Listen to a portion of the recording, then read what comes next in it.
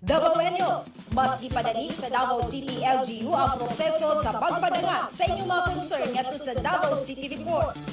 Kini pinaagi sa Davao City Reports app.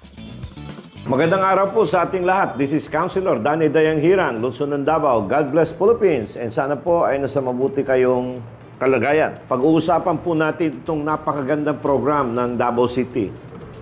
Davao City Reports. May platform po na kung saan yung mga tao dito sa Lungsod ng Davao ay pwedeng mag-report. And presently, around 5,000 reklamo ng mga tao ay nasagot ng City of Davao. Napakaganda po. You know, in governance, importante po na yung gobyerno ay makinig sa sambayan ng Pilipino. Anong ibig sabihin nito? Merong system na pwedeng mag-report.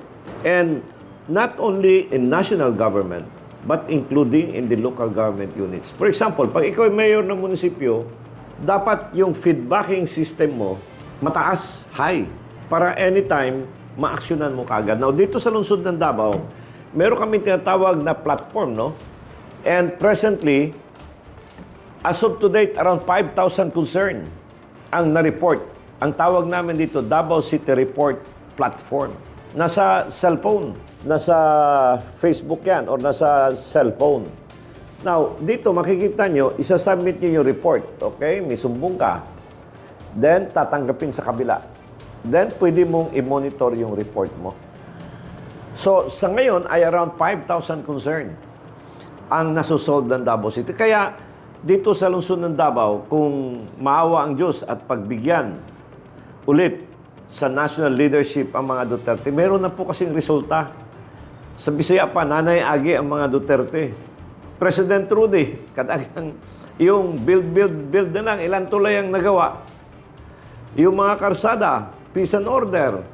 Noon, bombing dito. Nung nagkaroon ng gyera sa Marawi, naginto na lahat, na-control. Kidnapping noon, kidnapping doon, kidnapping dito. Banda doon, banda rito. So, but now, maraming nagawa si President Rudy Duterte. Sa Davao City, ang dami ding nagawa ni Basti Duterte. Isa dito yung Davao City Report. Yung tinatawag nating Davao City Report Platform. In the case of Vice President Sara, napakaganda nung nagawa niya bilang Department of Education. Secretary, yung napakalayong lugar, hindi napuntahan ni Secretary Vice President Sara. Nagtayo siya ng mga opisina. At pag may mga calamity, tinamaan tayo ngayong araw nito, bukas nandyan na yung mga Duterte. Walang announcement. Yung mga binibigay ng mga suporta, walang mga pangalan. But ang nakalagay doon, it is coming from Davao City. And you are not forgotten. Ganun po napakaganda ng lungsod ng Davao as far as governance is concerned.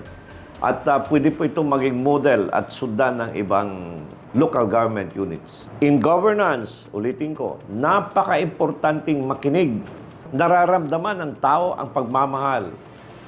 And this is transparency and accountability.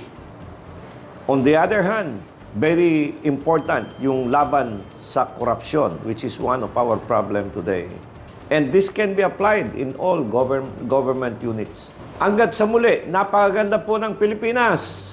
Mahalin po natin ito. God bless Philippines. This is Councilor Danny Dayanghirang. Bye-bye for now, and congratulations to Davao City Reports na naka-solve ng around 5,000 concern in the year 2025. Sa isang taon, 5,000 na reklamo ay na-actionan ng lungsod ng Davao. God bless Philippines. Bye-bye for now. A political analyst, Danny Dayanghirang, shares his commentaries and analysis on the latest issues. As a veteran public servant, offering his insights and critical thinking. As an educator, he speaks the truth that matters. Our seasoned legislator, Danny Dayanghirang, is live every Monday, Wednesday, and Fridays.